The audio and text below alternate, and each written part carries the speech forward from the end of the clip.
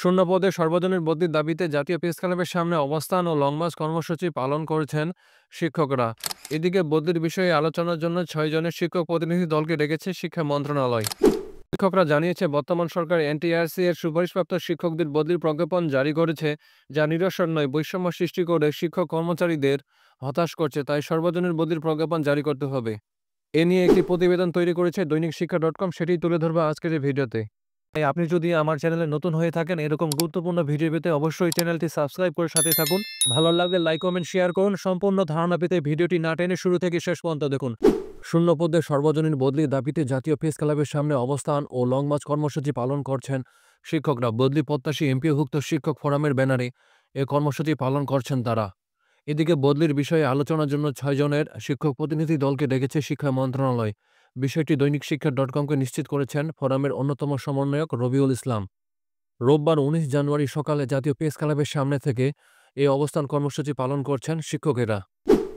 শিক্ষকরা জানিয়েছে, বর্তমান সরকার এনটিআরসি এর সুপারিশপ্রাপ্ত শিক্ষকদের বদলির প্রজ্ঞাপন জারি করেছে, যা নিরসন নয়, বৈষম্য সৃষ্টি করে শিক্ষক কর্মচারীদের হতাশ করেছে। তাই এই সর্বজনীন বদলির প্রজ্ঞাপন জারি করতে হবে।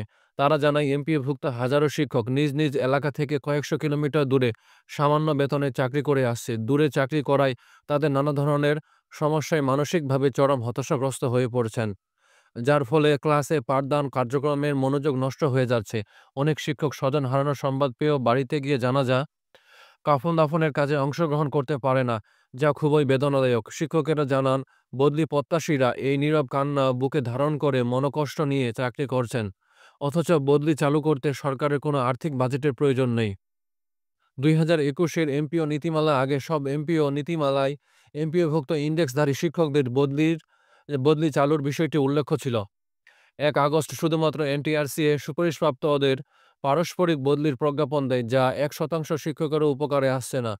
বর্তমান সরকারের সঙ্গে বারবার যোগাযোগ করলে সর্বজনীন বদলির আশ্বাস দিয়েও শুধুমাত্র এনটিআরসি এর সুপারিশকৃত শিক্ষকদের বদলির প্রজ্ঞাপন জারি করে বৈষম্য নিরসনের পরিবর্তে বৈষম্য সৃষ্টি করে শিক্ষক কর্মচারীদের হতাশ করে। শিক্ষক কর্মচারীদের এই ক্লান্তি লগ্নে এই সরকারের সহযোগিতা ও সমর্থন প্রত্যাশা করছি।